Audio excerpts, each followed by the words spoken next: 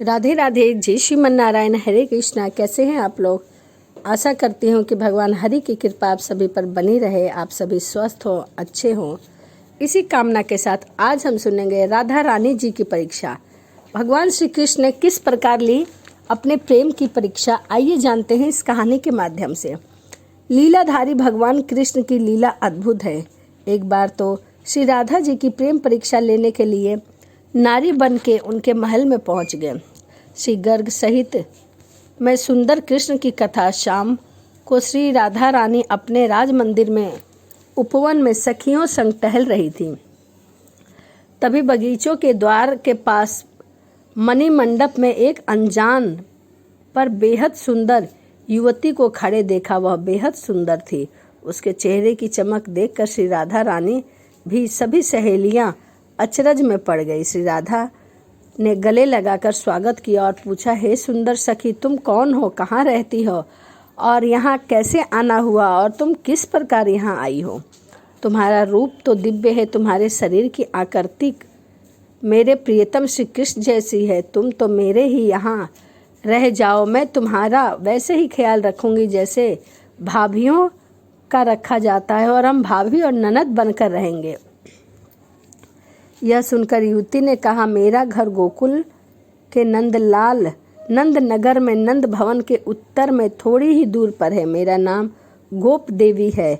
मैंने ललिता सखी से तुम्हारे रूप गुण के बारे में बहुत सुन रखा था, इसीलिए तुम्हें देखने का लोभ हुआ तो चली आई। थोड़ी ही देर में गोप देवी श्री राधा और बाकी सखियों के साथ घुल मिलकर गेंद खेलने और गीत गाने के बाद बोली, मैं दूर रहती हूँ, रास्ते में रात न हो जाए, इसीलिए मैं अब जाती हूँ। उसके जाने की बात सुनकर श्री राधा रानी की आंखों में आंसू आ गए और वह पसीने पसीने होने लगी और वह वहीं बैठकर सखियों ने उन्हें तत्काल पंखा झुलाना शुरू कर दिया। चंदन के फूलों का इत्र छिड़काने लगी। यह देख गोप देवी बोली, सखी राधा, मुझे जाना ही होगा, पर तुम चिंता मत करो, सुबह मैं फिर आऊँगी।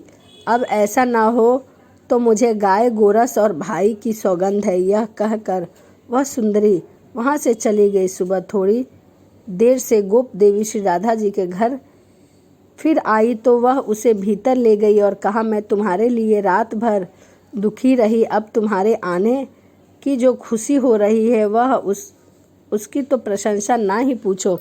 श्री राधा जी की प्रेम भरी बातें सुनने के बावजूद जब गोप देवी ने कोई भी जवाब नहीं दिया और अनबनी सी बनी रही तो श्री राधा रानी ने गोप देवी से पूछा कि आप खामोश क्यों हैं? आपकी खामोशी की वजह क्या है? गोप देवी बोली, आज मैं दही बेचने निकली, सकरी सभी गलियां के बीच नंद के श्याम सुंदर ने मुझे रास्ते में रोक लिया और लाज शर्म तक ना रखी। मेरा हाथ पकड़कर बोला, मैं कर लेने वाला हूँ, मुझे कर के तौर पर दही का दान दो।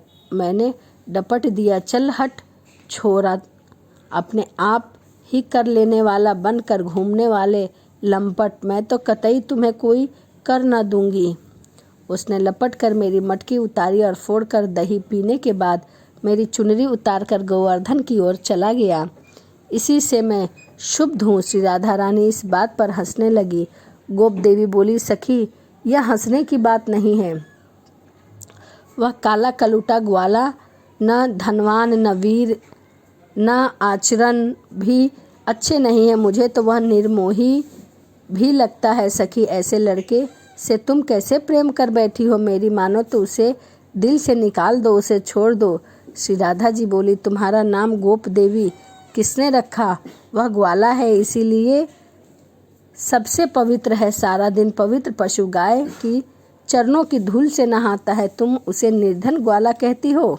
जिसको पाने के लिए माता लक्ष्मी तरसती है, ब्रह्मा शिवजी भी श्री कृष्ण की पूजा करते हैं, उनको काला कलूटा कह रही हो? उन्हें निर्बल बताती हो? जिसने बकासुर, कालिया नाग, यमलार्जुन, पूतना जैसे को चुटकी में वध कर डाला, जो अपने भक्तों के पीछे पीछे इसलिए घूमता है कि उनकी चरणों की धूल मिल जाए, उसे निर्दयी कहती हो? गोप देवी बोली, राधे, तुम्हारा अनुभव अलग है और मेरा अलग है।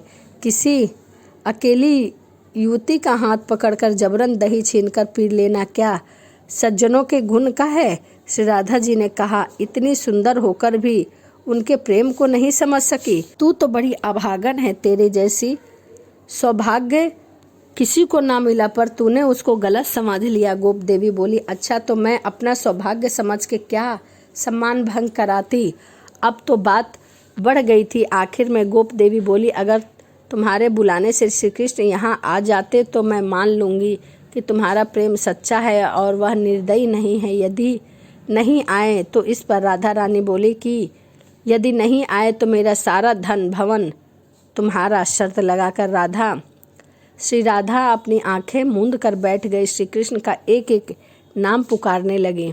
जैसे जैसे श्री राधा का ध्यान और दिल से जाने वाली पुकार बढ़ रही थी, सामने बैठी गोप देवी का शरीर कांपता जा रहा था। श्री राधा के चेहरे पर अब आंसुओं की छड़ी दिखाई देने लगी थी। माया की सहायता से गोप देवी का रूप लिए भगवान श्री कृष्ण समझ गए कि प्रेम की ताकत के आगे अब यह माया नहीं चलने वाली है, मेरा यह रूप छूटने वाला है।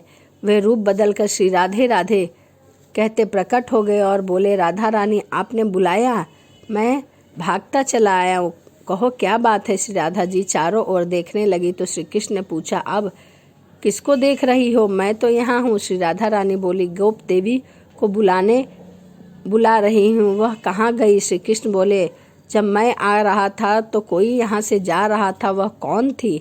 राधा रानी ने उन्हें सारी बातें बतानी शुरू कर दी और श्री कृष्ण सुनते चले गए, मंद मंद मुस्कुराते रहे। श्री कृष्ण ने कहा, आप बहुत भोली हैं, ऐसी नागिनों के पास मत बैठा करो, नहीं तो वह तुम्हें भड़काती रहेंगी। तो यह राधा रानी और श्री कृष्ण की प्रेम की परीक्षा थी कि किस प्रकार श्री कृष्ण ने राधा रानी से प्रेम की परीक्षा ली। तो यदि वीडियो आपको अच्छी लगी हो तो प्लीज़ हमारे चैनल को सब्सक्राइब करिए, लाइक करिए, कमेंट करिए, शेयर करिए। और चलिए इसी के साथ वीडियो को समाप्त करते हैं और मिलते हैं अगली वीडियो में। राधे राधे, जय श्रीमन नारायण, हरे कृष्णा।